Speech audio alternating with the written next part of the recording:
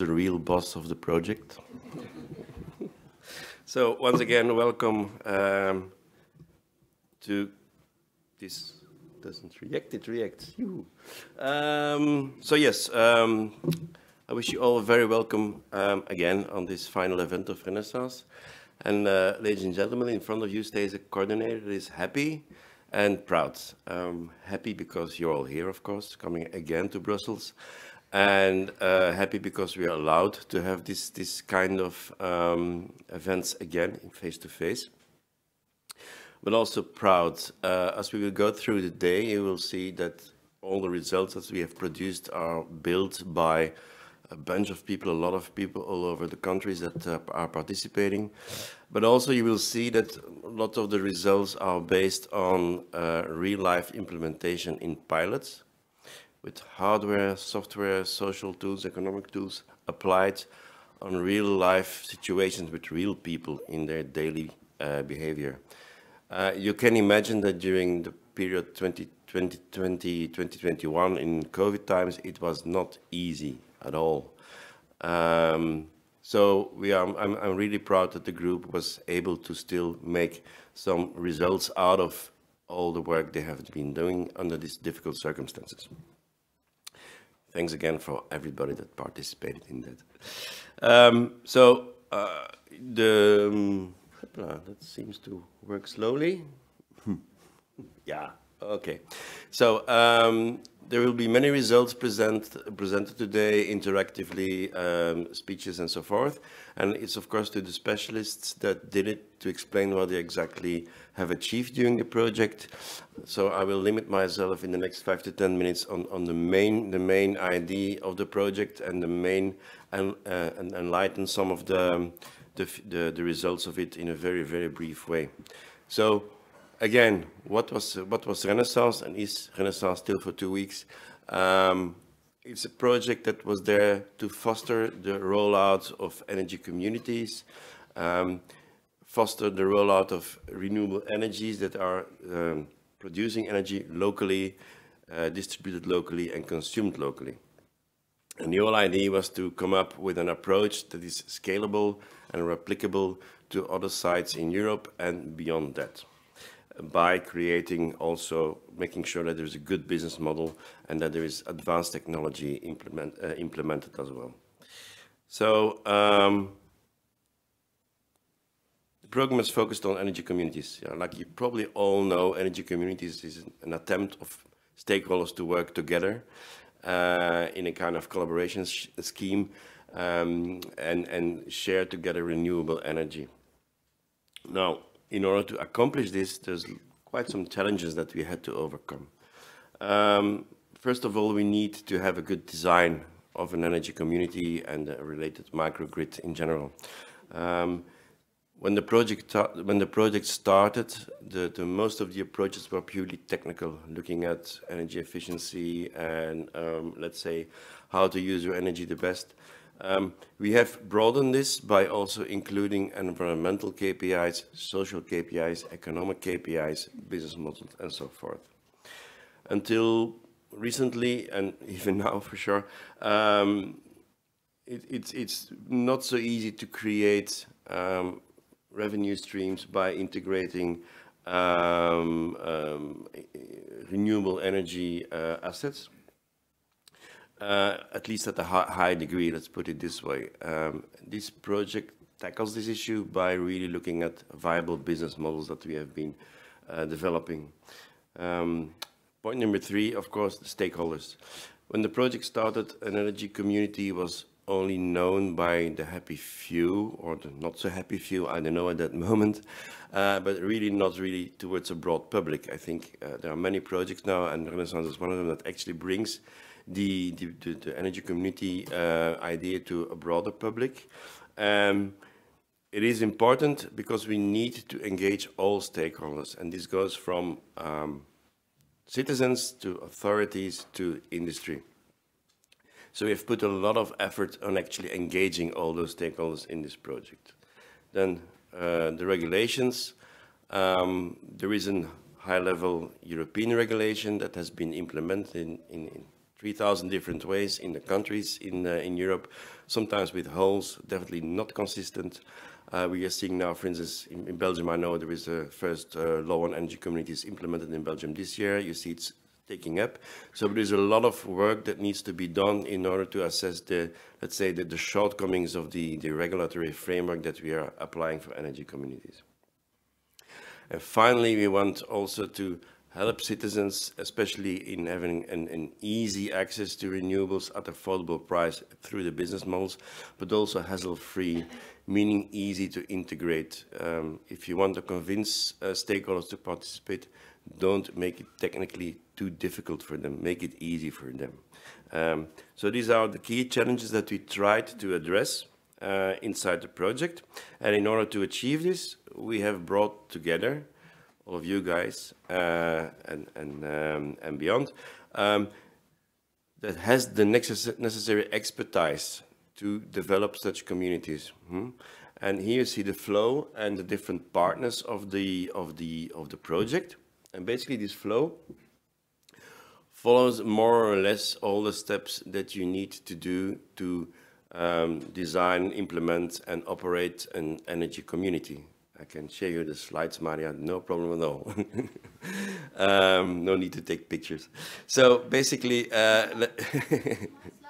it's your slide. It's the best slide ever. Anyway, so so basically, let's say we are all together now in this room, and we want to build an energy community.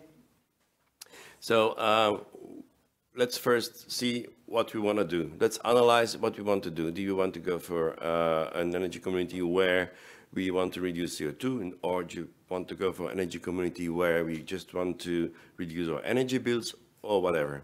So we need to assess that, and we need to understand the objectives of everybody, and based on that we need to co-design together an energy community. We have applied this in several sites in the project with a methodology called MAMCA. I'll come back on it in a few slides. But it's a co-design tool that we have applied. Secondly, okay, we know what we want to do. Now we need to design. There's been a couple of parties in the consortium that are involved in designing an energy community. For instance, what would be, okay, we want to co-invest together in solar panels. Okay, how big should the solar panels be? Maybe we should add some batteries. Maybe we should add some charging posts. We need to design it. The second step is then to design it. And one of the tools that came out of that is the Reenergize tool that allows stakeholders worldwide to log in and have a high-level design of an energy community. In the third step, okay, we have a design, we have an idea. You need then to help stakeholders to develop an energy community. There is a lot of things to be taken care of. Legal issues, contractual issues, safety issues, what's the business model, how are you going to take care of trading energy? All these kind of aspects are very complex, and as we have seen until now in every energy community, there needs to be consultancy help for that. We have the partners of that, we have BAX, we have NAPA, we have the DOOT. So we have different partners that help stakeholders to get into the matter. Okay, now you roughly know how to do it. Then you go to the second layer here, in the integration of everything. And there you need a bit more, let's say, detailed engineering and integration, and the tools that actually make things work together. In the top layer here, we have a high-level design. Then you need to really look at what's the daily hour-to-hour, minute-to-minute energy management, what's the control, how resilient is it, things like that. So how do you manage all assets? We do that with the help of CERT in Greece. Then, okay, once it's running, you still need to keep contact with your stakeholders. You need to inform them. You need to be given the opportunity to change things like that. You need an interface with them. There, again, we have Deep Blue that helps us with that. And then really important, if you work together, we're going to do this on contractual obligations. We're going to trade energy one to another. Well, we need to have agreements on that. We need to put this on a contract. But there is nobody somewhere behind a computer that's going to take care of that. This has to be done automatically. That automatically is followed and governed by some smart contract. And there we have Ikrelan who implemented that inside the Renaissance project. Once we have those assets, we can actually install it, test it, and operate it. Of course, important in the system are the different hardware assets that we are implementing. Besides the classical one like solar and so forth, we have implemented more advanced assets, like for instance, phase change material batteries of Sunamp. We have advanced control mechanisms of SDM. We have advanced metering and control assets of Circe. So those assets have been introduced, implemented and tested in different sites.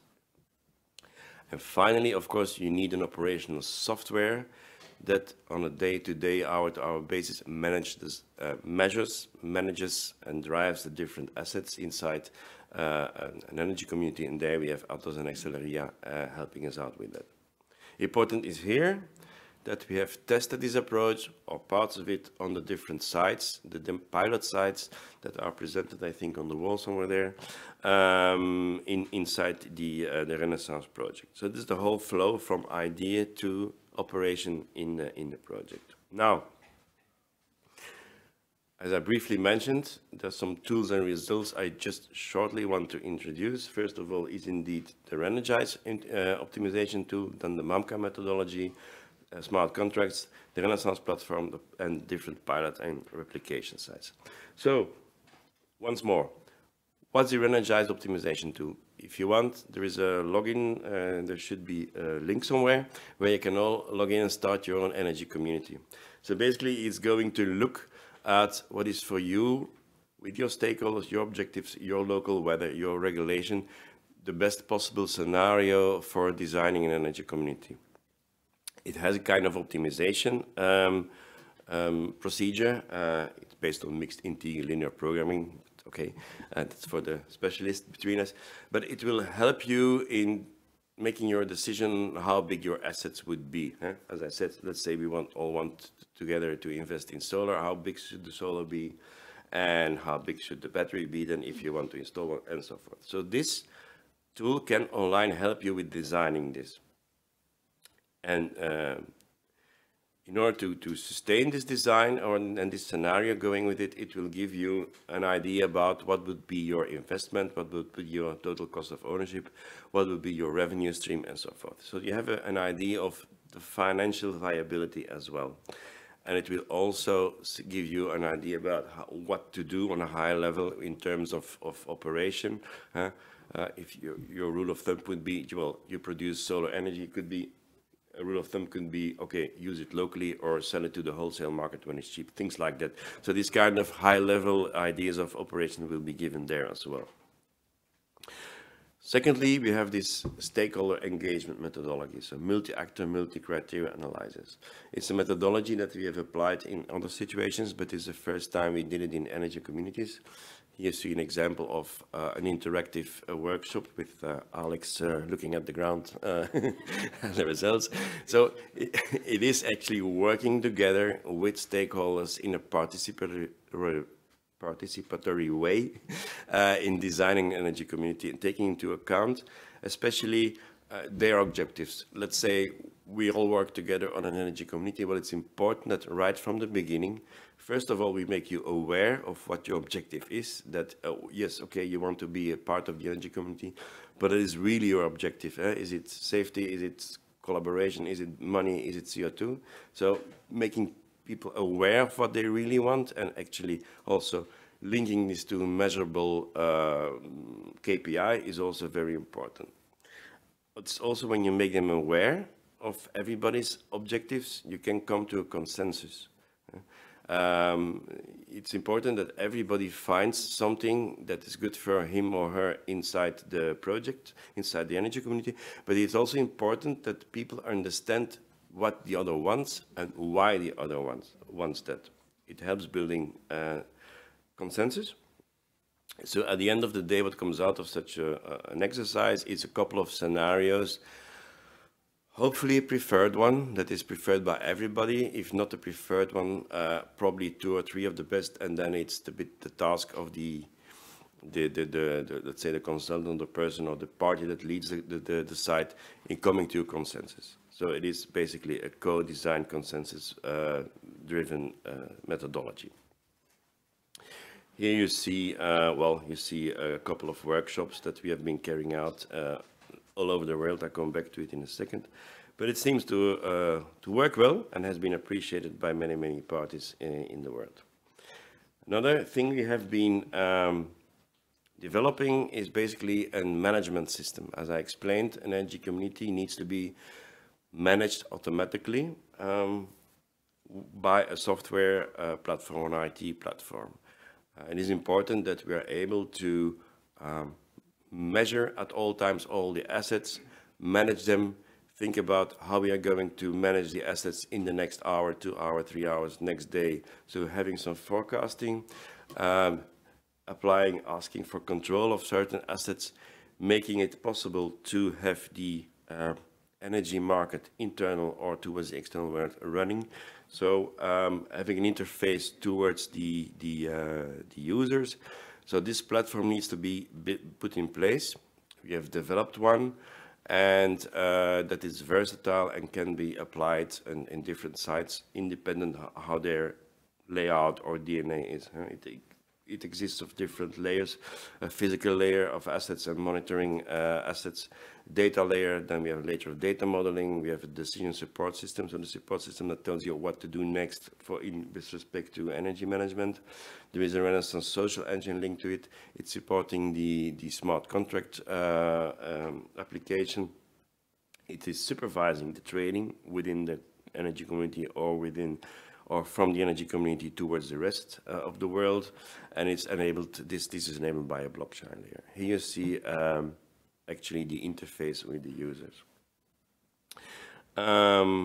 Just to emphasize, we have applied this methodology partially or fully on different sites in Europe, and in order to make sure that it's very replicable, we have applied this on completely different sites. As you see here, we have 4 sites, one in the Netherlands, which is basically a collaboration of citizens in a residential area, where there was a peer-to-peer or peer-to-pool market now. Then we have a student community in Greece. Then we have the health campus here in Brussels, which is a very technological advanced site, not really towards trading, but really towards technology for energy communities. And then you have a rural area in Spain, a ski village in Manzaneda. So these are completely different kinds of sites, what actually strengthens the versatility of our approach. We didn't stay in those 4 sites, so we went beyond that, and especially for the design, the top layer, as you have seen in the snake. So we have applied the design methodology, including assets, business model, and so forth, all over the world. First of all, we went to Poland. We went to other sites in Spain and Italy to apply this methodology. But we also went to completely different circumstances in India, here in Chennai, next to Chennai, Auroville. We went to a hospital in Africa, and we went to different sites in South America. And it was always appreciated by that. So just to show that we have created a tool that is universally, well, globally applicable. Voila. So these are mainly the highlights of today. Of course, now there are specialists that can explain it a lot better than I do. So I won't waste your time anymore. But, well, I would say enjoy the day. I'll speak to you later. Thank you.